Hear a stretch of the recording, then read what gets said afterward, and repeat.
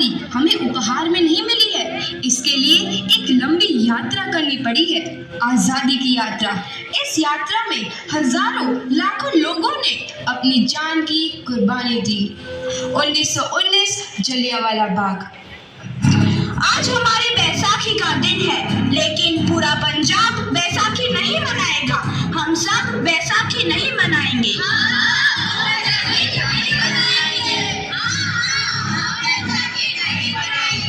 जब तक हम अंग्रेजों को भारत से बाहर नहीं निकाल देते, पूरा पंजाब बैसाखी नहीं मनाएगा। अच्छा, तो तुम सब हमारा विरोध करता है। भाग जाओ यहाँ से, इसका अंजाम बहुत ही बुरा होगा। हम नहीं जाएंगे, तुम लोग जाओगे। हमें नहीं, तुमको भारत से भागना होगा। Soldiers, fire!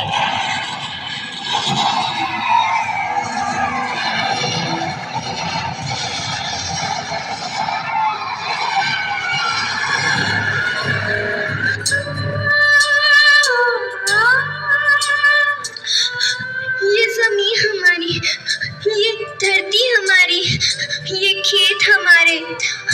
अभी थोड़ी देर पहले हमारी ये फसलें लहरा रही थी, पर इन अंग्रेजों ने हमारी फसलें बर्बाद कर दी।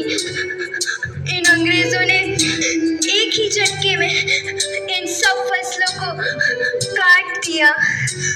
अंग्रेजों, तुम्हारे इस अत्याचार से हम डरेंगे नहीं। इस अत्याचार का बदला लेकर रहेंगे। हम आजादी लेकर रहेंगे। जलियांवाला बाग हर हिंदुस्तानी की आंख नम कर गया। इस कांड में कितने मासूमों की आहुति चढ़ गई।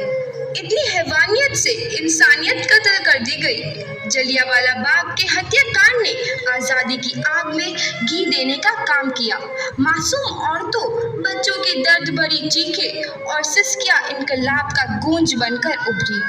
लाला लाजपत राय, भगत सिंह, राजगुरु, सुखदेव सरीखे क्रांतिकारियों ने भारत की इस जमीन से विदेशी दरिंदों को निकाल फेंकने के मंसूबे मजबूत कर लिए।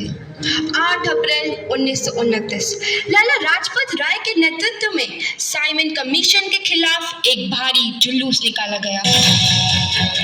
Simon commission, Simon commission, Simon commission, Simon commission, Simon commission, Simon commission, Simon commission, Simon commission, Simon commission. बेवकूफ इंडियंस, तुमको हमारी बात समझ में नहीं आती। Stop this. Simon commission. नहीं मानता। आई से स्टॉप दिस।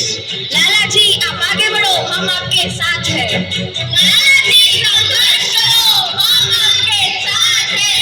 लाला जी, संघर्ष करो, हम आपके साथ हैं।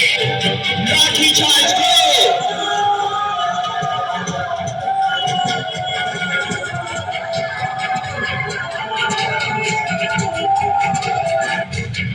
लाला जी को तो बहुत गहरी चोट लगी है, उनका सर फट गया है। मेरे शरीर में लगी एक एक लाठी अंग्रेजी सरकार के कफन में कील का काम करेगी। ये आजादी की लड़ाई रुकनी नहीं चाहिए। ये जिम्मेदारी मैं तुम सबको सौंप कर जा रहा हूँ। लाला लाजपत राय की दर्दनाक मौत के बाद भगत सिंह, सुखदेव, राजगुरु वतन के इन मतवालों के खून में ऐसा उबाल आया जिसका सामना करना अंग्रेजी सरकार के लिए मुश्किल हो गया। अंग्रेजों को करारा जवाब देने के लिए स्कॉट और सैंडर्स को मारने की रूपरेखा रची गई।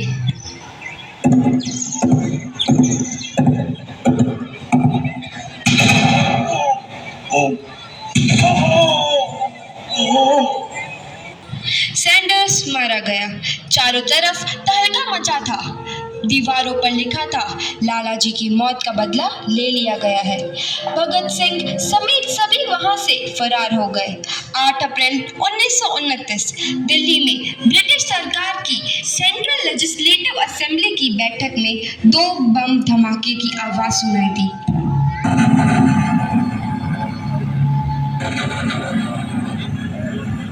इन धमाकों ने अंग्रेजी हुकूमत को हिलाकर रख दिया। इस घटना को अंजाम देने वाले भगत सिंह, राजगुरु और सुखदेव ने अपने आप को अंग्रेजों के हवाले कर दिया। 1930 को अदालत ने अपना फैसला सुनाया। मुलजिम भगत सिंह, मुलजिम राजगुरु, मुलजिम सुखदेव को दफा 121 और दफा 302 के तहत ये अदालत तीनों को मुजरिम करार देती है और इस गुस्ताखी के लिए ये अदालत इन तीनों को सजाए मौत की सजा सुनाती है। सरफरोशी की तमन्ना अब हमारे दिल में है, देखना है जोर कितना बाजुए कातिल में है।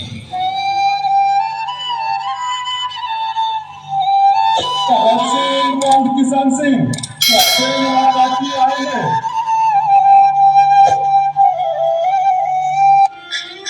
पुत्र की हाल है तेरा। मैं चंगा हूँ माँ, फिक्र करने की कोई गल नहीं। पुत्र, मेरा दिल तेरी तरह पत्थर दिल नहीं होगा। तेरी ये गला सुन के मेरा कलेजा फटे जा रहा है। माँ, मेरा दिल कोई पत्थर जैसा नहीं है, एक वतन परस्त का दिल है जो मेरे देश प्रेम के जज्बे को ताकत देता है। बेटा, मेरा लाल। माँ, आज मेरी तपस्या पूरी होने जा रही है। जे तू रोई तो मैंने तकलीफ होइया। सोच, तेरा पुत्र आज शादी करने वास्ते जा रहा है। फर्क केवल इतना है, वो घोड़ी पर नहीं फांसी पर चढ़ने वास्ते जा रहा है। आज तू क्रांतिकारी की माँ है, कल तू एक शहीद की माँ होगी। माँ, पुत्र भगत, तू इतनी छोटी उम्र में हम सबको छोड़ के चला जाएगा। तूने जिंदगी में देखा ही क्या है पुत्र? मैंने अपनी माँ देखी है जिसने मुझे एक ही बात बताई है कि बेटे, अपने देश के लिए एक बार मरना 100 बार जन्म लेने के बराबर होता है। अच्छा माँ, अब आशीर्वाद दे, आखिरी बार विदाई लेने का समय आ गया है। भगत, मेरे लाल।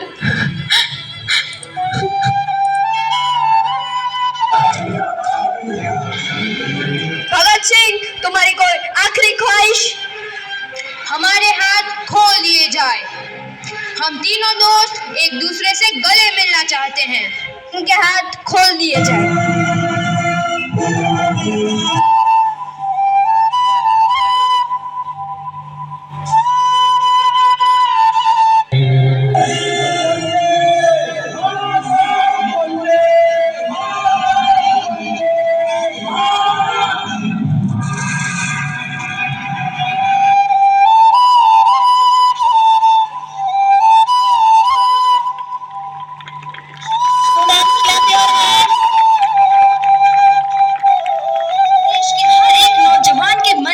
आजादी की नई उमंग हिलोरे लेने लगी।